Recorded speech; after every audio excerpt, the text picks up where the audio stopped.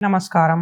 मैं नित्यानंदम श्री आज बात करूंगा ईगो के बारे में, अहंकार के बारे में, या फिर कोई व्यक्ति ख्याली दुनिया में यदि चला गया है, इल्यूजन्स में, कि उसको उसकी अलग ही दुनिया है जो सत्य में है नहीं आसपास, उसने बना ली है बनावटी।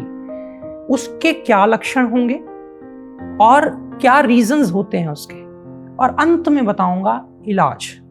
तो पहले बात करते हैं लक्षणों की।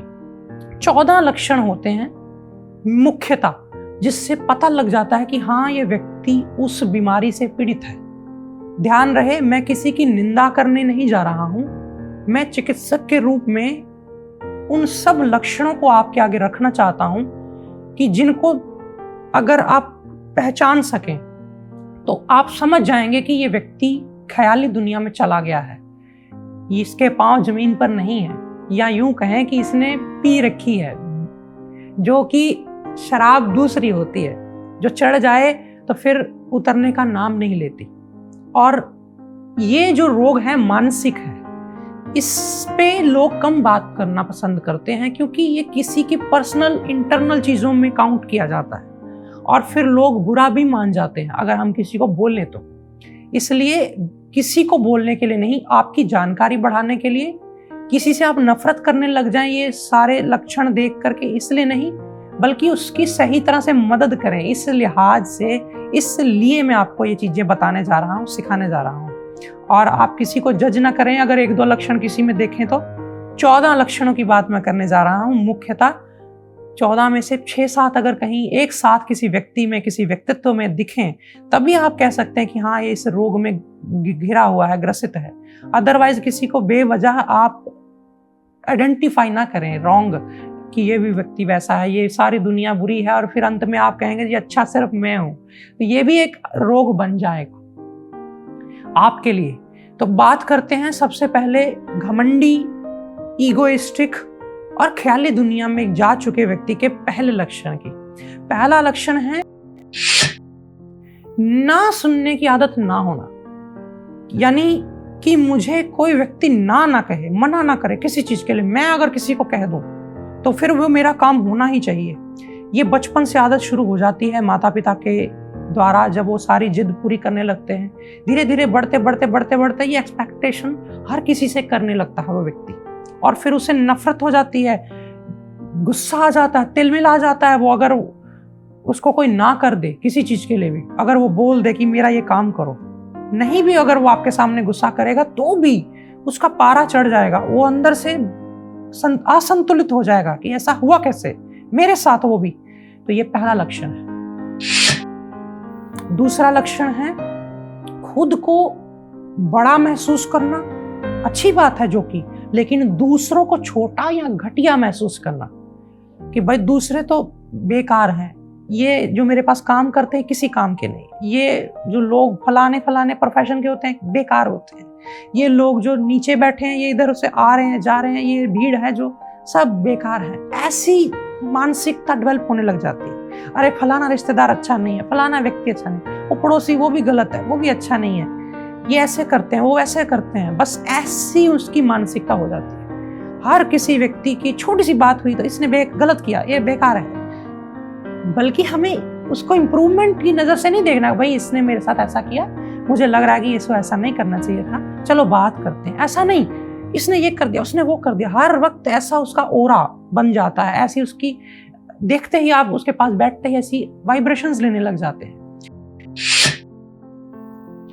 तीसरा जो ट्रेट है, लक्षण है घमंडी और ख्याली व्यक्ति का, वो है नखरे करना, एडजस्ट ना करना लोगों के बीच में, अपनी अलग ही राय, अपनी अलग ही दुमदुबी बजाना, किसी की बातों को सपोर्ट ना करना, अप्रिशिएट ना करना, कोई खाने के लिए दे रहा है उसमें कमियां निकाल देना, बेकार बताना दूसरों की चीजों को, और ऐसी ढंग से जीना कि मैं एडजस्ट नहीं करूंगा, मेरे लिए ये चीज करनी पड़ेगी, ये करो तभी सही है, और जब सही है किया आपने तो ठीक, जिस दिन नहीं किया तो नो कॉम्प्रोमाइज, आप बिल्कुल बेकार हो गए, आप किसी काम के नहीं रहे।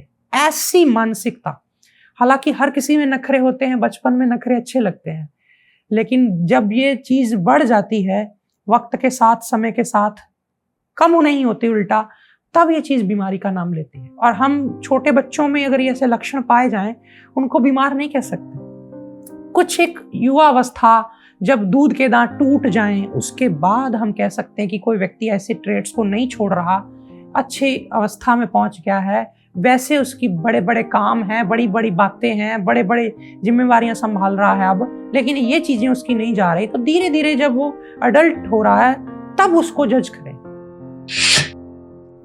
चौथा लक्षण है ईर्ष्या करना, जेलसी करना। छोटी छोटी बात पे, किसी के स्टेटस को देख करके, किसी की गाड़ी, किसी के पैसे को देख करके, किसी का रहन सहन, किसी की उपलब्धि, अचीवमेंट देख करके जेलस फील करना कि मुझे तो मिला ही नहीं मेरे माता पिता से ऐसा केयर, मुझे मेरे माता पिता ने फला स्कूल में पढ़ाया ही नहीं, हमें तो मिला ही नहीं, हमारे साथ बहुत गलत हुआ, हमें इग्नोर किया गया है, हम बड़े बेचारे हैं। और ऐसा करके जेलस फील करना, देखो ये मेहनत भी नहीं कर रहा, कैसे सक्सेस हो रहा है, बाप दादाओं के पैसे पे राज कर रहा है, और देखो कैसे गद्दी पे लगा के बैठा हुआ है, गुरुओं की गद्दियों पे बैठा हुआ है, और कुछ किया नहीं इन्होंने, बस बैठ गए हैं बोलने के लिए। इस तरह से दूसरों की छोटी छोटी चीज को लेकर के, अरे उसकी दुकान पे देखो हर वक्त ग्राहक लगा रहता है, ना इसको काम करने की अक्ल है, ना नॉलेज है, मैं इतना तजुर्बेदार हूँ, पता नहीं क्या करते हैं, 2 नंबर के काम है, ठग रहे हैं, ये ऐसे पता नहीं जल्दी अमीर हो गए हैं। अमीर सब बनना चाहेंगे, लेकिन अमीर हो गए हैं, 2 नंबर का काम किया होगा। इस तरह से दूसरों को जज करे जाना, हर वक्त ईर्ष्या करे जाना, पकड़ नहीं पाते हो। अब भी अगर मैं बोल रहा हूँ तो कोई व्यक्ति सुन रहा होगा और उसके किसी पार्टनर में, किसी और घर के व्यक्ति में ये चीजें होंगी, वो उसको वीडियो सुनाएगा, वो उसको पड़ेगा चिल्ला के कि ये कहाँ से ले आए तुम, वीडियो बेकार है, ऐसे कैसे कह दिया मुझे, मैं नहीं हूं ऐसा। तो ये भी एक ट्रेट हो सकता है, जिस चीज को एक्सेप्ट ना करना, स्वीकार ना करना, सही को सही ना कहना, गलत को गलत ना कहना। खैर, ये तो था चौथा गुण, लक्षण। 5वां लक्षण है इंसल्ट करना, यानी किसी की भावना को ध्यान में ही ना रखना। अगर कोई बात मन में किसी की चुभी है, तुरंत उसकी इंसल्ट। ये भी नहीं समझना कि उसने आपको समझाने के लिए कहा था, आप उसके पीछे भाव क्या था, वो आपका पिता है, वो आपकी माँ है, वो आपका गुरु है, या कोई और आपका कोई रिस्पेक्टेड है, वो अगर आपको कुछ कह रहा है तो सुनिए। वो उसका अंदाज अगर आपको अच्छा नहीं लगा, आप थोड़ा समय रुक के, जब वो नॉर्मल मोड में आ जाए, उसे बताइए, बात करिए। एक बार बात से हल ना निकले, 2-3 बार करिए, मौका दीजिए। लेकिन इंसल्ट कर देना, इंसल्ट कर देना, ये ट्रेट जो है, ये उससे बदलता नहीं, वो रिजिड रहता है। वो कहता है कि मैं बस सही हूं, बाकी सारे गलत हैं, और तुम कहां से आ गए हो, 2 कौड़ी के व्यक्ति, निकलो यहां से, तुम हो ही कौन मेरे सामने। ऐसी ऐसी मतलब मानसिकता। अगर वो सामने नहीं बोलता तो आपस में बातें करेंगे, अरे बेकार आदमी था, क्या है इसमें, कुछ भी नहीं है, हमें सिखाने चला था, ऐसे ऐसे बातें करते हैं। तो आप समझ जाइए कि ये भी उसी रोग से ग्रसित है। जोर लगा के खुद को सही बताना, इतना जोर लगाना कि अंत तक हार नहीं मानना और एक्सेप्ट ना करना, स्वीकार ना करना, अपनी भूल तो बिल्कुल स्वीकार नहीं करनी। सच हो या झूठ हो या कोई और गलत हो, वो गलत हो, कोई मैटर नहीं करता। उसने ऐसा मान लिया है कि वो सही है और सही ही रहेगा, और कोई व्यक्ति उसके आगे आ जाए, उससे बड़ा छोटा, अगर उसको उसकी बात नहीं जची तो वो कहेगा कि तुम गलत हो, और अगर उसने अपना पक्ष रखा तो वो उसका पक्ष भले ही शायद ही सुन ले, और सुनेगा भी तो फिर और ज्यादा उसको अच्छे ढंग से क्रिटिसाइज करेगा, 100 और अपने प्रूफ देगा, लेकिन ये नहीं कहेगा कि हाँ कुछ गलती मेरे से भी हुई। इतना ही कह दे कि हाँ कुछ गलती मेरे से भी हुई, नहीं, उसको हर वक्त सही अपने आप को बताना है। और ऐसा हो जाता है कई बार कि वो बता भी देगा कि अच्छा मेरी गलती होगी, लेकिन अंदर ही अंदर से आग उबलेगी उसके कि भाई ऐसे कैसे, अब इस बार तो मैंने बोल दिया, अब मैं सबक सिखाऊंगा। बदले की भावना फिर से उसके अंदर आ जाना, और ये बदले की भावना, ये सारे ट्रेट्स हम सब में हैं भाई। मैं ये नहीं कह रहा कि सारे लोग पवित्र हैं और ये कुछ चंद लोग ही हैं ऐसे जो, लेकिन नहीं, इन चीजों पे बहुत ज़्यादा जो व्यक्ति रिजिड हो जाता है, आप समझ जाएंगे कि इसको वाकई में ये समस्या है। तो ये चीज़ समझिए कि एक्सेप्ट ना करना, जोर लगा के खुद को प्रूफ करना, सच बताना, भले ही पकड़ में आ जाए कि हाँ भाई गलती हुई थी, भले ही कुछ भी हो जाए कर लो, वो व्यक्ति हमेशा सत्य है, सही है, ऐसा वो कहेगा। बटोरने की चाह, बटोर लूं मैं, अगर कहीं से कुछ मिलता नजर आए, चाहे फिर वो थोड़ी सी वाहवाही हो, चाहे फिर वो थोड़ा कोई आपको सुविधा हो, कोई फायदा हो, कोई पैसे का फायदा हो, कोई भी चीज हो जो बिना एफर्ट के मिलती हुई नजर आए, उस पे वो अपना अधिकार या तो क्लेम करेगा या फिर उसके लिए थोड़ा सा वो झुक करके, थोड़ा उस समय के लिए किसी को अपनी बातों में लेकर के उस चीज पे कब्जा करने की कोशिश करेगा। उसे वो चाह होगी कि वो भी मुझे मिल जाए, भले ही उससे 4 गुना चीजें, 4 गुना क्या, कई गुना अच्छी चीजें उसके घर में पड़ी हो, ज्यादा पड़ी हो, लेकिन अगर कोई चीज उससे दिख रही है तो उसे अट्रैक्ट करेगी कि ये क्यों नहीं मिल रही हमें, ये उस व्यक्ति के पास क्यों है, इसको तो चलानी भी नहीं आ रही, ये तो चलानी हमको आती है, हमें समझ है इसकी, ये हमें मिलनी चाहिए। और वो जोर भी लगाएगा उसको मिल जाए वो चीज, अगर उसको पॉसिबल हो पाए तो। ये एक ट्रेट होता है। किसी की बात ना सुन करके उसका सुझाव जो वो सुझाव दे उसी के मुंह पे दे मारना, बिल्कुल अस्वीकार करना सुझाव को। यानी अगर कोई अच्छी सलाह दे रहा है, कोई आपकी कमी बता रहा है, कोई आपको बुरी बात कह रहा है, अच्छी कह रहा है, इससे कोई ताल्लुक नहीं है, बस उसे नहीं सुनना है, वो अपनी मर्जी ही करेगा। उसे किसी की बात को सुन करके ये कहने में भी शर्म है कि भाई मैं विचार करूंगा इस पे, ये बात आपकी मुझे ये वाली अच्छी तो लगी, लेकिन मुझे थोड़ा शायद इसमें ढलने में मुश्किल हो सकती है, लेकिन मैं कोशिश करूंगा।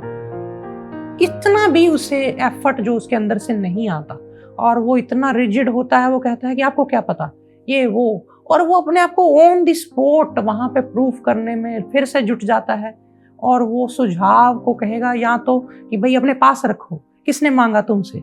इस तरह की जो उसकी एक एटीट्यूड बन जाती है, उससे पता चलता है कि ये व्यक्ति जो है या ये व्यक्तित्व जो है इस रोग से पीड़ित है। दूसरों की चीजों को भी यूज करना, बिना पूछे उनका उपयोग करना, उन पे अधिकार जमाना, बेशक फिर वो चीज किसी की हो, उसकी जरूरत की हो, उसे कोई फर्क नहीं पड़ता। उसको उस चीज से उस वक्त फायदा अगर मिलता है तो वो कोई गुरेज नहीं करता, उस चीज को वो जैसे भी बाय हुक बाय क्रुक उससे वो हथिया लेता है या हथियाने की कोशिश करता है। ये चीज बचपन में अच्छी लगती है, बच्चे एक दूसरे की रोटी छीन कर खा लेते हैं, टिफिन बॉक्स से सामान निकाल कर खा लेते हैं, इवन हमने भी खाया है।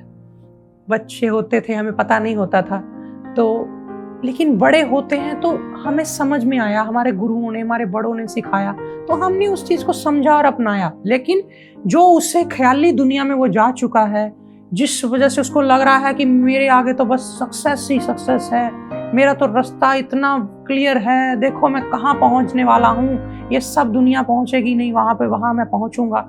इस वजह से वो व्यक्ति किसी की भी चीज को पकड़ में आए वो लेता चला जाता है, अधिकार जमाता है, उस पे भी अपना कंट्रोल लेके आने की कोशिश करता है। तो ये उसका लक्षण है। बेशुक्र होना, अनथैंकफुल, कोई कृतज्ञता नहीं, बिल्कुल कृतघ्न। कोई बोले ना बोले, किसी ने आपके उसके लिए 10 काम करके दिए, उसकी हेल्प की, कितनी भी की, माता पिता ने की हो, भाई बहनों ने की हो, रिश्तेदारों ने की हो, मित्रों ने की हो, लेकिन उससे जिस वक्त नहीं मिलेगा तो वो कहेगा ये बेकार व्यक्ति था, ये किसी काम का नहीं है, इसने मेरे साथ गलत किया। और धन्यवाद तो करना दूर, वो ये तक नहीं कहेगा कि हाँ इसने किया, वो ये कहेगा कि भाई ये तो मैंने किया। और जो चीजें वैलिड क्रेडिट बनता है किसी का, उसका क्रेडिट ना उसको देना, दूसरों का क्रेडिट अगर मिलता कहीं नजर आए तो वो भी लेना कि अरे यहाँ मैं होता ना, ये ऐसा ना हो पाता, यहाँ पे मैंने उसको ना जाके बचाया होता ना, आज मैंने उसकी मदद ना की होती, आज ऐसे होते वैसे होते। बेशक वैलिड चर्चा करना कहीं पे बन जाता है, और वो व्यक्ति बोल लेगा कि हाँ भाई मैंने यहाँ पे कंट्रीब्यूट किया, कई बार आप जॉब करते हैं, वहाँ अपना हक मांगते हैं, ये वैलिड रीजंस हैं। लेकिन बेवजह आप बैठेंगे तो उसके टॉपिक्स ही यही खुलेंगे और उसके टॉपिक्स से आप समझ जाएंगे कि इसकी मानसिकता वहाँ अटकी हुई है। कोई बात किसी चीज पे हो और वो है वैलिड, वो पॉइंट अपना रखे, इसको नहीं हम कह सकते गलत। पर जब चर्चा चल रही है, हंसी मजाक की बातचीत हो रही, तब उसके ऐसे लक्षण जब आपको दिखाई दे तो समझ जाइए व्यक्ति इस रोग से पीड़ित है। दूसरों को डोमिनेट करना, दूसरों पे कंट्रोल अपनी जमाना, भाई मैं जो कहूंगा वो होना चाहिए, मैं जो कह रहा हूं उस हिसाब से सब चलो, अगर कोई नहीं चलेगा तो वो गलत है। और डोमिनेट इस हद से करना कि उसी की चलेगी, खाने से लेके कि करने से लेके कहाँ जाना है, कब हंसना है, कब नहीं हंसना है, कब मजाक करना है, कब नहीं करना है, सब उसके अकॉर्डिंग होना चाहिए। अगर उसका मन है तो वो खूब करेगा, अगर उसका मन नहीं है तो वो उसी वक्त आपको इस ढंग से ट्रीट करेगा कि जैसे उसके सामने वाले व्यक्ति ने पाप कर दिया हो। तो इस तरह से ऐसा एटीट्यूड बना लेना कि बस मेरी क्यों नहीं सुनेगी इस बार, ऐसे क्यों नहीं हुआ, ऐसे क्यों हुआ, थोड़ा सा भी एडजस्टमेंट करने की वहां पे भी बात आएगी तो वहां पे उसकी ईगो हर्ट हो जाएगी, वहां पे वो तिल मिला सकता है, वहां पे वो आपको गलत ट्रीट कर सकता है, वहीं सारे पास्ट के जो अब तक मैंने चीजें कही हैं वो आपके इंसल्ट कर सकता है, वो बेवजह आपको नीचा दिखा सकता है, ये सारी चीजें उसमें से कहीं भी वो आपको टारगेट कर लेगा। तो ये आपको मैंने पॉइंट बताया। अगर आपको वाकई में ये रिपीटेडली कहीं पे किसी व्यक्तित्व से आपको फेस करने को मिल रहा है तो कोशिश करें थोड़ा सा संभल जाएं। दूसरों से बहुत ज्यादा उम्मीद करना कि मैं जहां जाऊं वहां मेरा स्वागत होना चाहिए, यहाँ मेरा स्वागत क्यों नहीं हुआ, और मेरे लिए ये क्यों नहीं बनाया गया, मेरे से ऐसे बात करो, मैं ऐसे, मेरे को लोग मेरे को आदर करें। हर जगह पे उसकी उम्मीद कि आपने मुझे ये देना था, आप मुझे ऐसे दो, मुझे कोई व्यक्ति ऐसे मिले, और हर जगह पे उसकी एक्सपेक्टेशन कि भाई तुम ही आगे पहल करो, तुम ही हमेशा झुको, तुम मैं कुछ नहीं करने वाला, तुम करो तो सही, ऐसी उम्मीद लगा लेना। भाई मुझे मिले भी, मैंने बोला था पिछले अंक में, पिछले ट्रेट में कि भाई उसको उम्मीदें होने के साथ साथ, एक्सपेक्टेशन होने के साथ साथ पाने की, बटोरने की चाह है, तो वो चाह को भी इससे जोड़ेगा कि भाई मुझे इससे और अधिक उम्मीद कर लेगा कि मुझे मिले। ये चीज आप समझिए। अगर कोई व्यक्ति के अंदर किसी एक पर्टिकुलर चीज को लेकर के या फिर हर चीज में ही वो ऐसा है तो उससे थोड़ा संभल जाइए। घमंडी और ख्याली व्यक्ति का है शेखीबाज होना, अपनी डींग मारना, शो ऑफ करना, यानी छोटी छोटी चीजों को लेकर के अपने पास जो धन है, सामर्थ्य है, वो कहीं छुपा ना रह जाए, वो दूसरे देख जरूर ले। भाई कहीं किसी ने अगर देखा नहीं तो उसको प्रॉब्लम हो जाती है कि ये तो मेरा दिखा ही नहीं।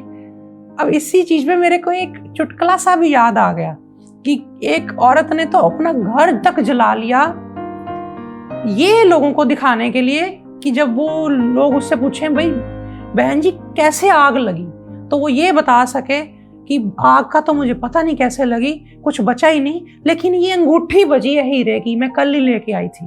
तो ये एक मजाक के ढंग से मैंने आपको बताने की कोशिश करी कि छोटी छोटी चीज, मतलब ये चीज उनके लिए बड़ी खास है, उन्होंने कोई नया फोन लिया है, कोई नई उपलब्धि छोटी मोटी, जो कि उनसे भी ऊपर बड़े लोग बैठे हुए, लेकिन उनके पास वो जिस दिन आ जाती है वो उसको शो ऑफ करना अपनी शान समझने लगते हैं। बेवजह दिखाना, बेवजह रिप्रेजेंट करना, ये जो ट्रेट है ये अपने आप में बताता है कि वो व्यक्ति कहीं ना कहीं अंदर से पीड़ित है, कष्ट में है। वो चाहता है कि लोग उसे देखें, उसने जो पाया है वो बार बार लोग देखें और उसे वो वाहवाही मिले। तो ये एक लक्षण आपको अगर दिखाई दे तो आप समझ जाइए कि सामने वाला व्यक्ति इस तरह के रोग से ग्रसित है। दूसरों से वाहवाही पाने के लिए, एप्रिशिएशन पाने के लिए, तारीफ करवाने के लिए कोई ना कोई ऐसी हरकत करना या फिर बदले में उसकी तारीफ करना कि वो भी मेरी करे। ये जो लक्षण है ये बताता है कि वो व्यक्ति अंदर से खाली है। वो चाहता है कि उसका कटोरा कोई भरे, और वो बार बार अपनी चीजें बताएगा। अरे मैं पिछले हफ्ते में वहां गया था, अरे मैं अगले हफ्ते वहां जा रहा हूँ, अरे हम फ्लाइट में जा रहे हैं, अरे ऐसे हो रहा है, अरे वैसे हो रहा है, अरे हमने वो फलाने वहां पे वो फलाने ब्रांड की चीज ली थी, वो बहुत सुंदर थी, अरे हम फलाने ब्रांड के वहां स्टोर में गए थे खाना खाने। मतलब उसने ब्रांड, पैसे से जुड़ी हुई चीजें उसकी हरकत में आनी ही आनी है। अरे हमने फलाने ब्रांड का पानी पिया। मतलब ये भी कोई बताने वाली चीज है, लेकिन वो उस आदत से, उस बीमारी से ग्रसित हो चुका है, उसे खुद नहीं कई बार पता होता। लोग जब देखते हैं वो लोग कहते हैं कितना बेवकूफ है, कितना वो है, इसको अक्ल नहीं है, क्या हमारे सामने शो ऑफ कर रहा है, हमें तो मतलब भी नहीं इसकी। लोगों को मतलब हो ना हो, उसने बात को इस ढंग से घुमा के बोलना है कि पता चल जाए कि फला फला चीज उसने की है, और फिर वो उस चीज की तारीफ लेना चाहेगा कि भाई अरे हमने वहां पे ये करवाया, हमारे वहां भंडारा चलता है, हम चलाते हैं, हमारे ऑफिस के बाहर लंगर लगता है, हम इतने लोगों को खाना खिलाते हैं। मतलब उसका हर जगह पे डिस्कशन यही होगा, वो डिस्क्लोज करने से बाज नहीं आएगा। तारीफ पाने के लिए तारीफ करना, थोड़ी सी तारीफ किसी की कर देना है कि आप बहुत सुंदर हैं, और फिर उसके बाद बदले में खुद की सुंदरता की बातें करने लग जाना कि मैं तो अपनी ब्यूटी के लिए ये यूज करता हूँ, मैं तो ऐसे फला फला। अच्छा, तारीफ पाने के लिए हम तो फ्लाइट में जाते हैं और हमें वहाँ पे वो लोग मिलते हैं, बड़ी प्रेस करते हैं, अरे हम आपको वहाँ पे इंस्टाग्राम पे देखते हैं, आपको हम वहाँ पे सुनते हैं। अपनी महिमा को किसी ढंग से बताने से ना चूकना, चाहे वो वहाँ उस टॉपिक पे फिट हो रही हो ना हो रही हो, उसे वहाँ पे वो फिट करनी है, और फिर बदले में आपसे तारीफ लेनी है कि वाह वाह आपने ये बड़ा अच्छा काम किया। और अगर आपने उसकी तारीफ नहीं की तो फिर वो आपसे उखड़ जाएगा, फिर वो आपसे ज़्यादा आप इंटरेस्ट नहीं लेगा, फिर वो आपकी 2-3 कमियां बता देगा कि भाई तुम बेकार हो, तुम ऐसे करो, ऐसे तुम्हारा कोई बिल्कुल काम का नहीं है। तो इस तरह से वो आपके कपड़े, आपकी चीज़ों को कुछ भी लेकर के वो कह देगा कि तुम इसको सुधारो, बेकार हो तुम। तो इस तरह से ट्रेट जो मिले तो आप उस व्यक्ति से थोड़ा संभल जाए। बात करते हैं घमंडी और ख्याली दुनिया में व्यक्ति जब चला जाता है तो उसके पीछे के रीजंस क्या हो सकते हैं। हालांकि बहुत कारण होते हैं, लेकिन फिर भी मैं 4 मुख्य कारण निकाल करके आपके लिए लाया हूं। एक है बचपन में लाड प्यार बहुत अधिक मिलना, ऐसी अपब्रिंगिंग होना कि किसी चीज की कमी ना हो। बच्चे को ऐसा माँ बाप सुनिश्चित करते हैं जो कि बढ़िया भी है, लेकिन उसके चलते माँ बाप उनको कठिन दौर से, कठिनाई से रूबरू ही नहीं होने देते। उनको पता ही नहीं चलता कि कठिनाई होती क्या है, गरीबी होती क्या है, दुख होता क्या है। उन्होंने मुंह पे कोई डिमांड रखी और पूरी हो जाती है तो उनको ऐसा लगता है कि सारी दुनिया ऐसी ही है, और फिर धीरे धीरे वो चीज पक जाती है। और दूसरा है कि जो व्यक्ति बचपन से ही ऐसा स्पिरिचुअल होते हैं परिवार में कि हर चीज के लिए बस भाग्य, भगवान करेगा, भगवान को कह दो आपकी विश पूरी होगी, और फिर बस वो प्रार्थना करता है मुझे आज ये चाहिए, आज वो चाहिए, हर चीज भगवान सबको देता है। उसके बावजूद उनको धीरे धीरे डिमांड्स की लिस्ट है उनके पास, सबके पास होती है, किसके पास नहीं है, लेकिन भाग्य से मिलेगा। हमने प्रार्थना करी थी, वहां हमने मन्नत मांगी थी, हमें मिल गया, बस फिर वो भाग्य ने हमें दे दिया। भाग्य और चमके मेरा, और मेरा भाग्य खराब हो गया, अब मेरा भाग्य सही नहीं है, अब मेरा भाग्य है, उसी पे निर्भर हो जाना। फिर मैं ना करूं, मेरे भाग्य में होगा, और मैं भाग्य मेरा भगवान लिखेंगे, मैंने उनसे प्रार्थना कर दी है, मुझे मिल ही जाना है, भले ही मैं पढ़ूं ना पढ़ूं, मैं तो बस भाग्य मेरा अच्छा है। इस तरह से बचपन से ही उनके रीजंस बन जाते हैं, फिर उसके वो आदी हो जाते हैं। फिर उनके हिसाब से जब होता है तो वो ठीक नहीं होता है तो फिर वो परेशान, खुद को ही दुखी करते हैं, वो दूसरे को तो क्या ही दुखी करेंगे। जो तीसरी चीज है वो है बिना मेहनत के, कुछ बिना एफर्ट के मिल जाना, कोई पेरेंटल प्रॉपर्टी मिल जाना, उपलब्धि मिल जाना। वाकई में ये होता भी है कहीं कहीं, तो वो चीज सारे लोग भी गलत नहीं होते, कुछ पचा लेते हैं, कुछ बड़े हम्बल हो जाते हैं। बड़ा उन्होंने बचपन से, उन माता पिता ने सिर्फ उनको चीजें ही नहीं दी होती, साथ में लेसन्स दिए होते हैं, शिक्षाएं दी होती हैं, तो दोनों चीजें उन्होंने साथ में कन्वे की होती हैं, तो वो बड़े अच्छे से उसको हैंडल कर लेते हैं। लेकिन अगर वो दोनों चीज़ें साथ में कन्वे नहीं कर पाते हैं तो कहीं ना कहीं वो चीज़ उनके हाथ से छलकती है, फिर वो उस चीज़ को लेकर के उनकी शो ऑफ करना, वही सारी चीज़ों को बार बार करना, और फिर वो पता चलता है कि यहाँ से वो बीमारी उनको पैदा हुई, क्योंकि उनको एक चीज़ सिखाई गई, दूसरी चीज़ उनके हाथ में नहीं दी गई। चौथा जो इसका रीज़न हो सकता है वो ये है कि बहुत ज़्यादा मोटिवेशनल वीडियो देख लेना। मोटिवेशनल वीडियो से मेरा मतलब है हर समय सक्सेस कैसे मिलेगी, ये कैसे होगा, हाउ टू बी ये, हाउ टू बी वो, सुनते रहते हैं लोग। तो उसमें क्या होता है कि फिर वो चने के झाड़ पे चढ़ जाते हैं बेवजह। अब उनका क्या मकसद या क्या उनका बन जाता है कि बस हम बैठ के मोटिवेशन ही सुनते रहें, और उनके पास अगर बैठ जाओ वो आपको मोटिवेशन से लबालब कर देंगे। आप भी कहोगे यार कमाल का पॉजिटिव आदमी है, लेकिन काम करने के मामले में खुद उनको एफर्ट करने के लिए कहो तो जीरो। उसमें फिर उनको डर लगता है, उनकी सारी एनर्जी वो वहीं खर्च कर देते हैं मोटिवेशन में, चने के झाड़ पे चढ़ जाते हैं और फिर कहते हैं अरे हमारे जैसा व्यक्ति कहाँ है। तो ये 4 रीजंस अगर कोई व्यक्ति बचपन से ही या अपनी लाइफ में अगर किसी वक्त भी अगर नोट कर ले, रिकॉग्नाइज कर ले और इनको धीरे धीरे मॉडिफाई करे, तो पहले तो वो यहाँ पे ही ठीक होना शुरू हो जाता है। दूसरा, वो प्राणायाम करे रोज। प्राणायाम से मेंटल डिटॉक्स होता है। मेंटल डिटॉक्स करने के लिए ओमकार का जाप बहुत अच्छा है।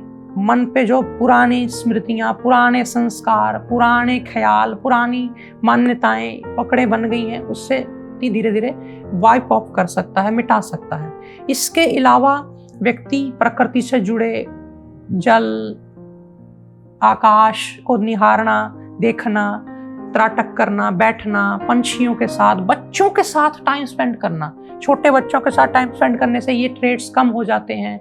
ये जो व्यक्ति कहता है ना मैं ज़्यादा समझदार हो गया हूँ, तो वो समझदारी थोड़ी उसकी कम आती है, डाउन आती है, इमोशंस जगते हैं, थोड़ा प्रेम, थोड़ी करुणा जगती है, तो ये उसके लॉजिक को थोड़ा सा बैलेंस करती है। तो इससे फिर वो थोड़ा रिलीफ फील करता है इन सब चीज़ों से। थोड़ी ठोकर लगे, थोड़ी चोट लगे कभी लाइफ में, अप एंड डाउन, इसीलिए भगवान देता है कि वो सुधरे व्यक्ति। आपको सुधारने के लिए जितना बड़ी चोट होगी उतना ज़्यादा लक्षणों को एक साथ ठीक करेगी, वो व्यक्ति ट्रैक पे आ जाता है। इसके अलावा इसको ठीक करने के लिए आप किसी गुरु का, किसी मेंटर का सहारा ले सकते हैं। वो ऐसा होना चाहिए जिसकी बात को आप टालते नहीं, उसका सच में दिल से रिगार्ड करते हैं। वो आपका आइडल होना चाहिए, वो उसके आप गुणों से प्रभावित हों, उसके जीवन को आप अपना आदर्श मानते हों। ऐसा कोई व्यक्ति अगर आपके जीवन में है तो आप बहुत लकी हैं। तो उसकी बात फिर आप सुनिए, उसको टोक रहा है, वो आपकी चीज़ें अगर आपको कमियां बताए तो ये और भी सौभाग्य की बात है।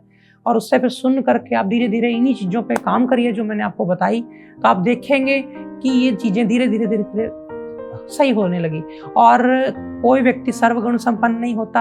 हम में भी कभी गुरूर आया है, हम में भी कभी ईगो आई है। कोई व्यक्ति इस चीज़ से अछूता नहीं है, इसको मैं एक्सेप्ट करता हूँ। लेकिन समय रहते हम संभल जाएं, सीख जाएं, यही समझदारी है। इसी भावना को लेकर के मैं आपसे विदा लेता हूँ। जल्दी ही एक नई वीडियो, एक नए कार्यक्रम में फिर मिलूंगा, और आपने इस वीडियो से सीख करके इसका सही प्रयोग करना है, सार्थक प्रयोग करना है, औरों को भी इससे बाहर निकालने के लिए इसका काम करना है। दूसरे को भी आप इस विद्या का, इस नॉलेज का गलत उपयोग करके उसको इंसल्ट ना करिएगा, ताकि वो व्यक्ति आपको सही अर्थों में आपको अपना रिस्पेक्ट दिखा सके। अगर आप इस विद्या का गलत प्रयोग करके उसको जताएंगे कि तुम ऐसे हो वैसे हो, तो बजाय वो ठीक हो, आप भी इसमें लपेटे में आ जाएंगे। इसलिए इससे बचें। आप सबके भीतर बैठे परमात्मा को मेरा नमन, नमस्कारम।